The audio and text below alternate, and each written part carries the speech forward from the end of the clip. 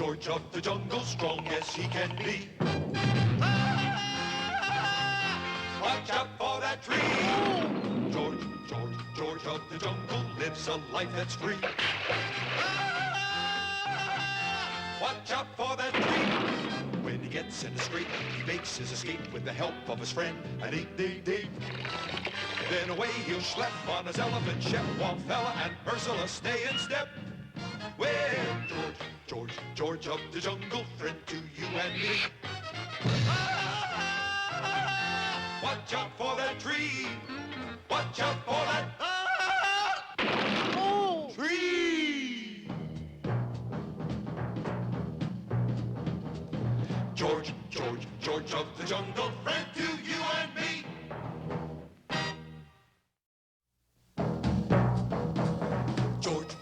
George of the jungle, strong as he can be. Watch out for that tree. When he gets in a scrape, he makes his escape with the help of his friend, an 8-day-day. Then away he'll schlep on his elephant ship, while Fella and Ursula stay in step. Well, George of the jungle, friend to you and me. Watch out for that tree. To a jungle lord, there are few things more irritating than getting an arrow right through your classified section. A poisoned arrow. With a note attached. This is your last warning. Last warning? George never got first warning. Disregard previous arrow. This is your first warning. More like it. Get off my property. Kindest regards, Jerry Mander. Who gerrymander? Glad you asked. Glad you asked. That's me, folks, is gerrymander, subdivider and general contractor. My card. Gonna carve a civilization in the wilderness. Bowling alley, pizza parlor, the whole schmear. Gonna call it Tsitsi City. George not understand. That's why I brought my lawyer. Explain it to him, Manny. Magalumba nakanumba kukamanga tijuana tohonga. What that mean? Well, cutting through the legal jargon, George. It means we're evicted, thrown out. Not possible. Oh, yes, possible. You see, it says so right here in the writ of mandamus habeas corpus certiorari and Rosie O'Grady. Don't try to read the fine print. You'll ruin that keen jungle eyesight. George, I'm afraid we have been ipsoed and factoed. Now hurry, folks. You've got till sundown to clear out. Gosh, how time flies when you're having fun. Okay, bulldozers, you're on. George, look, a whole fleet of bulldozers. Well, there goes the neighborhood. George, stop bulldozer, or no reason why. That's pretty good reason. Soon much of the fertile Mbwibwi Valley was cleared of its dense foliage, and in its place, houses began springing up like mushrooms. Now, if I could only get them to start springing up like houses. A little joke there. But mighty George wasn't going to take this lying down. You're going to drive the interloper from our valley? Drive nothing. George make him walk. Good for you, George. Oh, my, I do hope his splints hold. Now, let me get this straight, Georgie. You're challenging me, gerrymander, to a duel. Right. And I get to choose the weapons? Right. Okay. I choose shovels at 10 paces. Shovels? Pretty silly duel, but okay. George, get shovel and... Hey, what's up? You are, Georgie boy. Put George down. Well, if you insist. Okay, let's roll those cement tracks. Roll them, roll them, roll them. George, the freeway's going right past our house. Going fast, it's going through. That does it. George, put foot down. A few minutes later, George was swinging on his way to try again to bring peace and harmony to Mbwibwi Valley. Suddenly, he made a shocking discovery. Number 38 Crosstown Vine missing. I took it down. It interfered with the TV reception. You really asking for trouble, fella. Okay. What's that? George, call for rhinoceros herd. Come trample whole building development to ground. Surely you jest. There's not a rhinoceros within 50 miles. Make no never mind. Rhinos got keen sense of hearing. But terrible sense of direction. As a last resort, the intrepid ape man dropped in on the Bumbashooty witch doctor. Yes, yes, my good man. What is it? What is it? Witch doctor voice sound funny. Well, you got kind of an adenoid problem yourself, booby. What's it gonna be? Need spell to make evil builder gerrymander go away. No problem at all. First, let me scatter these feathers to the winds. Part of secret ritual, huh? What secret ritual? I was plucking a chicken when you arrived. Now, here you are. Just take this juju box of the powerful spirit, Tiniti. Tiniti? Yeah, his name is right on the side. Oh, sure. Tiniti. Now, just close your little eyes. Lie down here. There. All comfy? Rope's a little tight, Doctor. Not for long. Now, just say whatever comes into your mind. Nothing there, eh? Well, don't worry. There's lots of time. And the couch holding George and the TNT rose into the air and disappeared from sight. Well, that's that. Thanks for the use of your office, Doc. You're so right. Now to cut the ribbon on the Tsitsi City supermarket. But at that moment, George and the TNT dropped into the deep waters back of nearby Mbwibwi Dam. A moment later, the couch bobbed to the surface. Uh-oh. George dropped Tiniti juju box. The explosion blew apart the dam, causing the entire housing development to be washed away in the flood. When Tiniti make juju, he make juju. And so, the threat of civilization a thing of the past, George returned to his carefree, if slightly soggy, way of life. What's that on the end of your line, George? Evil builder gerrymander. You're fishing for gerrymander? Not fishing for him. Use him for bait. Ow! Ooh! Ooh! Watch the teeth, fella! Watch the teeth! Ooh! Ooh! Ooh! Ooh! When you find yourself in danger, when you're threatened by a stranger, when it looks like you will take a licking, there is someone waiting who will hurry up and rescue you. Just call for Super Chicken. Fred, if you're afraid, you'll have to overlook it. Besides, you knew the job was dangerous when you took it. He will drink his super sauce and throw the bad guys for a loss, and he will bring them in alive and kicking. There is one thing you should learn when there is no one else to turn to. Call for Super Chicken. Call for Super Chicken.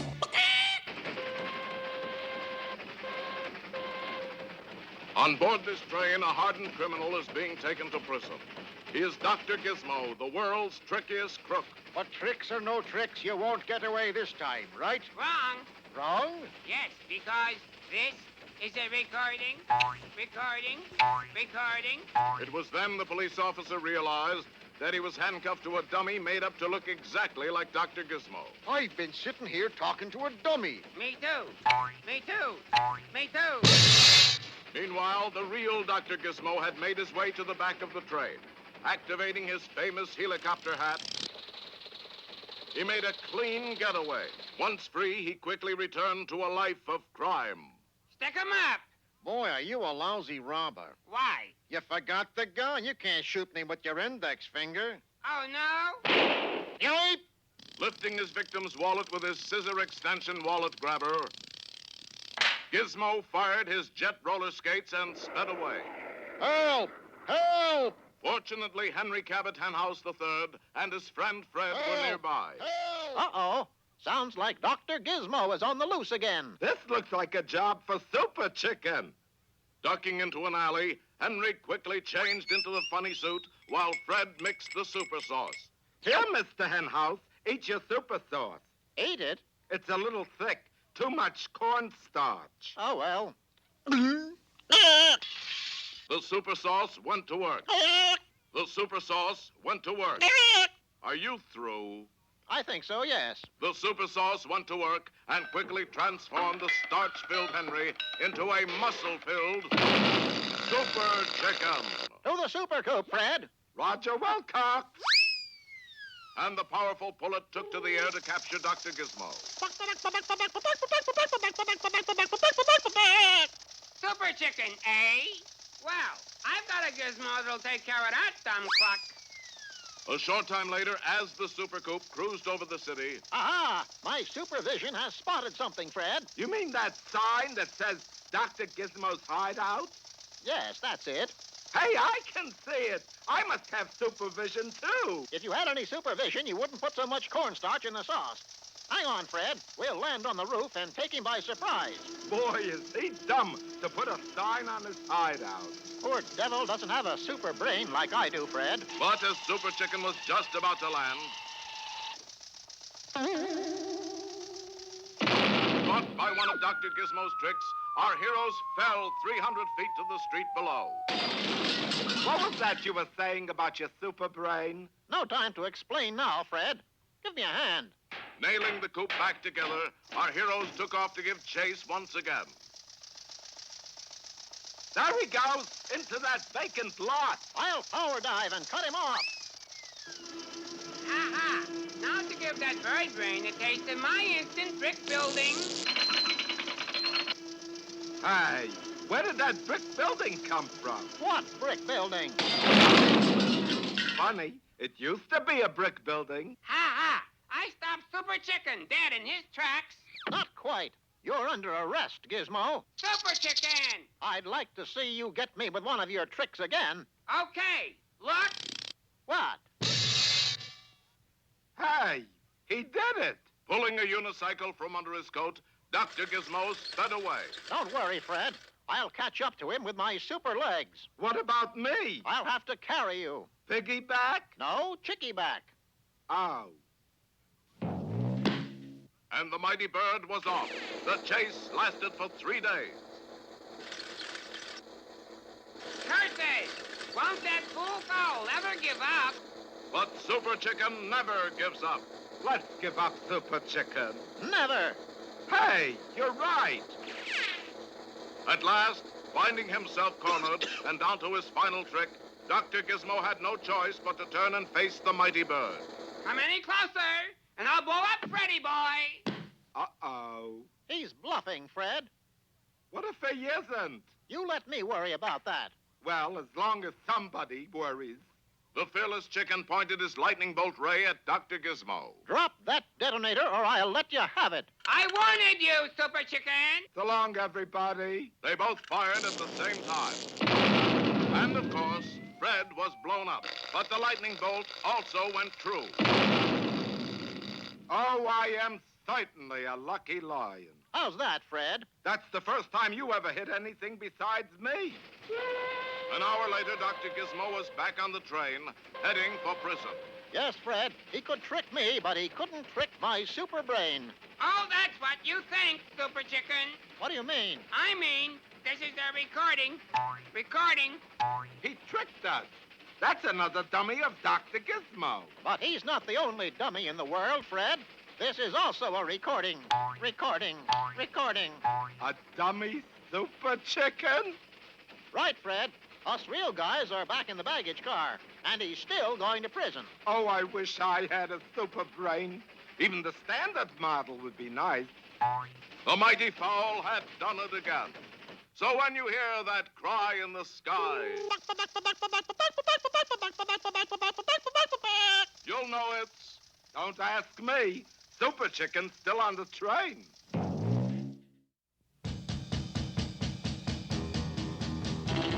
Tom Slick, let me tell you why he's the best of all good guys.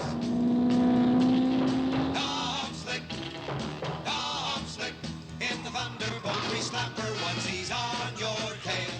He won't quit because you know there's no such word as fail to Tom Slick. Welcome to the Great Dismal Swamp and the Ira K. Dismal Swamp Buggy Race. It is a typical racing day in the swamp, wet, cold, and miserable. And speaking of miserable, here is that black-hearted villain, dirty cheat, and habitual nail-biter, Baron Automatic. Boo. Hold the mirror still, Clasher. Baron, you shaver off your mustache. Nobody will know you're the bad guy. Except me. It's my foolproof plan to beat Tom Slick. How's that? Tom Slick is such a gentleman. He could never win a race from a lady, right? Right, but you're not a... Oh, yes, you are, too. Wait for old Gertie, Tomboy. I've got some water in my shoe. Say, who's the attractive thing in the way out racing togs? Attractive, no. Thing, yes. Well, I declare to Gunny, it's mine hero, Tom Slick. Oh, you are even handsomer than your pictures. Yes, that's because little pitchers have big ears. Oh, tee-hee-hee-hee-hee. Mr. Slick, you are a rogue, sir. A rogue. Call me Tom, Miss, Boondacker. Wilma May Boondacker. Wilma May? Boondocker? Are you in today's race, Miss Boondocker? You bet your goony bird, Buster. I mean, yes, indeed you do, Tommykins. Tommykins? Racers, man your bugs. And the swamp buggy racers dash to their strange-looking craft. The starter raises his pistol. And there they go. It's a dirty business, swamp racing. Taking the lead is Billy Joe Halfacre in the six-stud mud mauler, followed by Wally George Barmore standing in the doorway of his gangle chain cool blower. And here comes Tom Slick. Yay? After you, Miss Boondocker. Oh, thank you, Yankee. You all real gentlemen, Tommykins. And courteous Tom Slick gives up third place to Wilma May Boondocker. It's sicky time. Baron to Clutcher. You have your disguise on? Just about, almighty one. There. Good. Get to work. Yes, master. Billy Joe Halfacre still holds the lead, but wait. Ahead of him in the water, one of the most dangerous hazards in swamp buggy racing. An alligator holding a cross-cut saw. Uh-oh, Halfacre has just been subdivided. And wouldn't you know, I got the slow hat. Good work, Clutcher. Thanks, almighty Baron. Gertie, you just ran over an alligator that said, ooh. Did you expect him to whistle, Dixie? There's something funny going on here. Hopefully. Wally George takes the lead, followed by Wilma May Boondocker and the infatuated Tom Slick. Infatuated, you mean? But what is this? There is a large alligator in a tree above the race course, and he's holding a stick of dynamite. Light the fuse and drop it, Clutcher. Yes, mighty Baron. Darn. The matches are wet, master. Use your cigar, numbskull. Oh, sure. Throw it, throw it. Now, who in the blue-eyed world would throw a cigar at old Wally George? How's that, master? That wasn't so good. By Tophet, a flying alligator. It's a swamp spirit. And the terrified Wally George changes course. Always a dangerous move in swamp racing, as you can see. The race is now a battle between Wilma May Boondocker and Tom Slick. Hand me that fishing pole, Marigold. I'm going to try a new angle. Wilma May streaks for the finish line. I'm afraid I'll have to challenge you for the lead, little missy. Oh, dearie me. I dropped it, my lace hanky-poo-poo. Well, that tears it. No gentleman can refuse to pick up a lady's lace hanky-poo-poo. Oh, fie. Tom is turning back. Oh. I've got it, Miss Boondocker. You mean you had it, you nitwit? Now. Got it. Good heavens, Miss Boondocker, you flipped your wig. That's not a girl, Tom. That's Baron Automatic. The Baron? You mean I've been flim-flammed? By a pretty flimsy kind of flam, too. That makes my sporting blood boil. I'll bet this hanky-poo-poo isn't even real lace. Look out, Baron. Here I come. Yay! The mighty Thunderbolt Grease Slapper is barely touching the surface of the water. The friction is actually turning that muddy water to steam. That steam drive should make the difference between defeat and victory. In the mud-filled stretch, it's Tom. It's the Baron. It's Tom, the Baron. And the winner is... Wait, I'll clean him up a little. It's Tom Slick. Yay! I guess the Baron won't need this anymore. Baron to Clutcher, where are you? Is that you, mighty Baron? Yes. How can I be sure? I'm sure.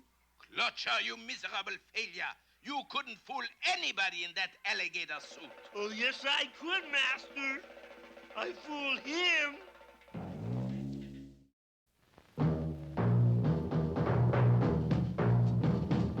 George, George, George of the jungle, strong as he can be. Watch out for that tree. George, George, George of the jungle lives a life that's free. Watch out for that tree. When he gets in the scrape, he makes his escape with the help of his friend, an 8-day-day. Then away he'll schlep on his elephant, Shep, Wallfella, and Ursula stay in step. Well, George, George, George of the jungle, friend to you and me. Watch out for that tree. Watch out for that tree.